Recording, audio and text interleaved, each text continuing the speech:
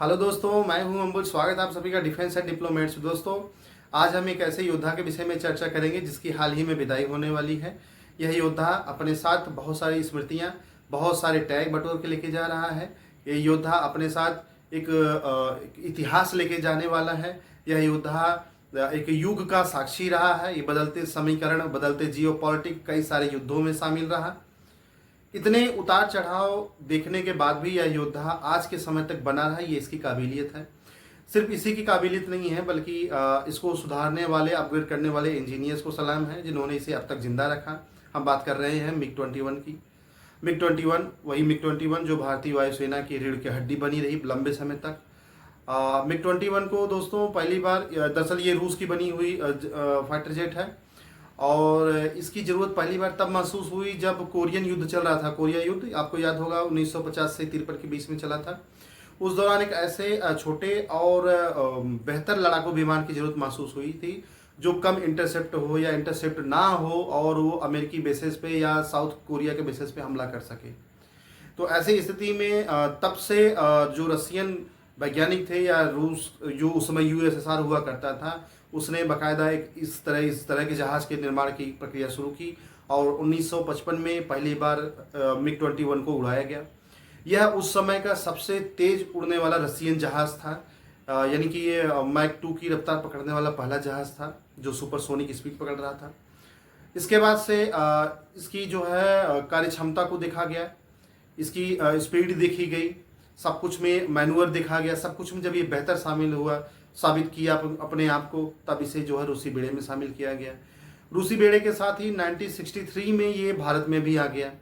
भारत ने इसे बड़े पैमाने पर खरीदा और अपने वायुसेना की क्षमता बढ़ाई। चूँकि उस समय पाकिस्तान से हमारे क्लैशेस चल ही रहे थे। हालांकि 62 में चीन के साथ हमने पराजय का मुंह देख लिया था। तो 63 में रूसी विमान को शामिल कर हम अपनी सुरक्षा को सुनिश्चित करना चाह रहे थे। क्योंकि MiG-21 उस समय एक बेहतर लड़ाकू विमान माना जा रहा था। अमेरिका हमें अपने हथियार देने में कतरा रहा था, या उस समय की जो जियो पॉलिटिक्स थी वो ऐसी नहीं थी कि भारत को ईजिली अमेरिकी वेपन्स मिल जाते। तो ऐसे में एकमात्र विकल्प रूस बचता था। उस समय जो USSR था वही बचता था। उससे इंडिया ने उस समय के बेहतर लड़ाकू जहाज MiG-21 को खरीदा। अब सोचिए जरा, MiG-21 1963 से लेके 2025 तक भारतीय वायुसेना में सेवा दे रही है। अब अगर इतना लंबा समय तक तो कोई इंसान नहीं चलता है। आज के समय में इंसानों की आयु इतनी नहीं बन पा रही है। तो ये तो लड़ाकू जहाज है।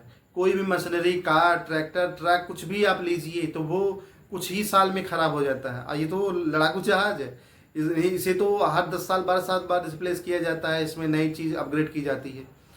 आपको आश्चर्य होगा कि 1985 में आखिरी बार जिस कंपनी ने ये विमान बनाया था, उस कंपनी ने आखिरी बार कोई एक जो MiG-21 का जहाज है, एक यूनिट, वो 1985 में बनाया था। 1985 के बाद से अब तक ये कोई जहाज इस तरह का नहीं बना है, यानी नए जहाज का उत्पादन नहीं हुआ है। तो मैं दावे के साथ कह सकता हूँ कि आप जो लोग देख रहे हैं उनमें से, या मैं खुद उस समय पैदा भी नहीं हुए थे और हमारी इतनी आयु हो गई तब से ये जहाज आखिरी बार बना था। और ये 1955 का बना हुआ जहाज है और अब तक चल रहा था। तो ये उड़ता हुआ ताबूत अगर कोई इसे कहे, या मिडो मेकर इसे कहे, कोई कहे, तो ये अनुचित है। अनुचित इसलिए है कि आप कोई वस्तु है या कुछ भी व्यक्ति है, सभी की जो है एक निश्चित डेट होती है एक्सपायरी की। एक्सपायरी डेट के आगे आप इसको खाली अपग्रेड करके इसलिए संख्या बढ़ाने के नाम पे रख रहे हैं, तो ये आपकी गलती है। फिर भी भारत के इतिहास में अगर देखें तो ये जो है 65 की लड़ाई, 71 की लड़ाई, 99 की लड़ाई, और अभी जब 2019 में पाकिस्तान के साथ झड़प हुआ था, उसमें इस जहाज ने बेहतर रोल निभाया है, भारत को मजबूती दिया है। अभिनंदन जिस फाइटर जेट से गिरे थे वो यही था। दरअसल अब यही समस्या आ जाती है कि जब इसकी क्षमता खत्म होगी फिर भी आप इसको शामिल कर रहे हैं, फ्रंट लाइन पे इसको फाइटर बना रहे हैं। अभिनंदन जिस जहाज में था वो जहाज F-16 को मार गिराया, उसके बाद वो ऊपर की तरफ जा रहा था दूसरे के टारगेट करने। ऐसे में इंजन फेल हो गया और वो नीचे गिर पड़ा। तो पायलट की कमी नहीं रही। ये इसका जो है भारत में इतिहास रहा है दोस्तों।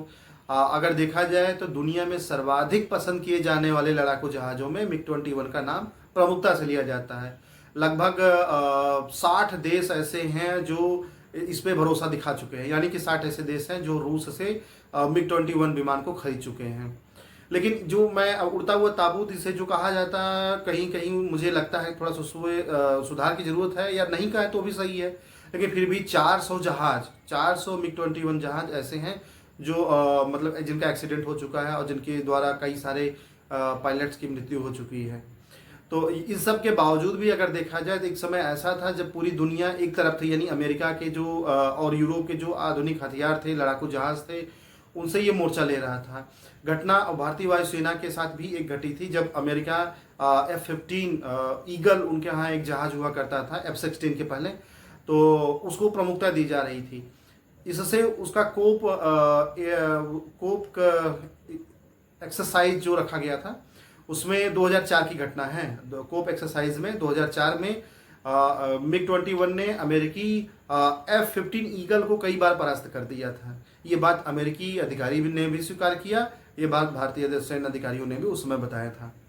तो दोस्तों इस तरह से आप MiG-21 है, अब ये हो सकता है कि सितंबर महीने में इसे रिटायर कर दिया जाए, या ये भी कुछ लोग कह रहे हैं, इनपुट आ रहा है कि इसे हो सकता है इसका रिटायरमेंट थोड़ा और बढ़ाया जाए, क्योंकि तेजस MK1 अभी पूरी तरह से बनकर नहीं आया, क्योंकि उसमें इंजन को लेके हिला हवाली हो रही है। अमेरिका के साथ हमारे टाई अप है कि वो उसको इंजन जल्दी सप्लाई करे, पर अमेरिका इसे लगातार डिले कर रहा है। अमेरिका डिले कर रहा है इसलिए कि शायद इसके पीछे उसका कोई इंटरेस्ट छुपा हो। इंटरेस्ट इसलिए छुपा है कि जैसे ही वो डिले करते जाएगा तो तेजस का मैदान में आना लेट होता जाएगा। जैसे भारतीय हथियारों ने, अन्य हथियारों ने विश्व को दिखाया अपने दमखम, और उसकी चर्चा हो रही है। आज ब्रह्मोस की चर्चा हो रही है, आज आकाश एयर डिफेंस सिस्टम की चर्चा हो रही है, आज पिनाका रॉकेट लॉन्चर के सिस्टम की चर्चा हो रही है। तो निश्चित रूप से तेजस भी बहुत बेहतरीन लड़ाकू जहाज है। वो जब मैदान में आएगा उसकी चर्चा बढ़ेगी, उसका डिमांड बढ़ेगा, तो अमेरिकी हथियारों की मांग घटेगी। हथियार, गोला बारूद की बिक्री में भारत तेज़ी से आगे बढ़ रहा है। तो ऐसे में अमेरिका कभी नहीं चाहेगा कि उसके बीच में एक नया कंपटीटर आए, इसलिए वो इंजन देने में हिलाहवाली कर रहा है। इंजन एक बड़ा इशू बना हुआ है भारतीय वैज्ञानिकों के समक्ष। भारतीय सरकार की ये मजबूरी बन गई है। अगर भारतीय जो इंजीनियर है, भारतीय वैज्ञानिक जल्दी से कोई इंजन बना के तैयार करते हैं तो शायद किसी अन्य देश पर हमारी निर्भरता कम हो जाए और हम पूरी तरह से तेजस को अपना सकें।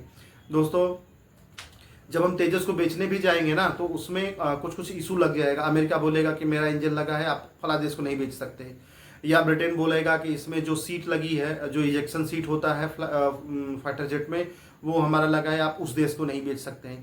तो इस तरह की समस्याएं आती हैं। मैंने व्यापार में भी वो जानबूझ के बाधा क्रिएट करते हैं। तो अगर पूरी तरह से इंडिजिनस तकनीकी और इंडिजिनस पार्ट्स से ये जहाज बनेगा तो हम जिसे चाहें जब चाहें बेच सकेंगे, जब चाहें जैसा चाहें मॉडरेशन कर सकेंगे। तो ये मैं इसलिए कह रहा हूं क्योंकि आने वाले दिनों में इंजन देने के बाद भी अमेरिका इस पर रोक टोक जरूर करता रहेगा। दोस्तों, अमेरिका के रिकॉर्ड रहा है, वो जिस भी देश को अपने हथियार देता है उस पर पूरी तरह से अंकुश लगा के रखता है, वो स्वतंत्र नहीं छोड़ता। जैसे रूस ने हमें ये MiG-21 दिया या सुखोई MK-30I दिया, तो हमने उससे टेक्नोलॉजी ट्रांसफर ले लिया है, हम उसे अपग्रेड करते रहते हैं। बल्कि सुखोई का तो निर्माण और उत्पादन दोनों भारत में ही हो रहा है। तो पर ऐसी स्थिति अमेरिका के साथ नहीं होने वाली है। तो अब ये देखते हैं कि कब तक इंजन हमें देते हैं, कब तक तेजस आता है और कब ये MiG-21 कब रिटायर होता है। लेकिन मुझे ऐसा लगता है कि सितंबर में जो इसका डेट निर्धारित किया गया तो बहुत होगा तो अक्टूबर या नवंबर तक इसी साल 2025 में किसी भी हालत में रिटायर कर देंगे, क्योंकि अब इसको और नहीं उड़ाया जा सकता। और दूसरा ये है कि आए दिन पायलट भी अब बच रहे हैं इस पे चढ़ने से, इसको उड़ाने से, क्योंकि ये कभी भी क्रैश कर जा रहा है। तो ये रहा दोस्तों MiG-21 का इतिहास। MiG-21 के विषय में बहुत सारी रोचक जानकारियाँ, बहुत सारे किस्से हैं। ये जब ये बन के आया था 55 के आसपास, तो ये जो है इसको देखने के लिए पश्चिमी देश और अमेरिका के जासूस पीछे पड़े रहते थे कि MiG-21 का कहीं से पार्ट्स मिल जाए, हम देखें जरा उसमें क्या ऐसा खास है जिसपे USSR और जो उसके सदस्य देश हैं वो इतना घमंड कर रहे हैं, इतना उसकी तारीफ कर रहे हैं। क्योंकि उस समय लगातार कई देश खरीद रहे, अफ्रीका एशिया के मिला के, मैंने बताया ना कि लगभग 60 देशों ने इस पर भरोसा दिखाया था।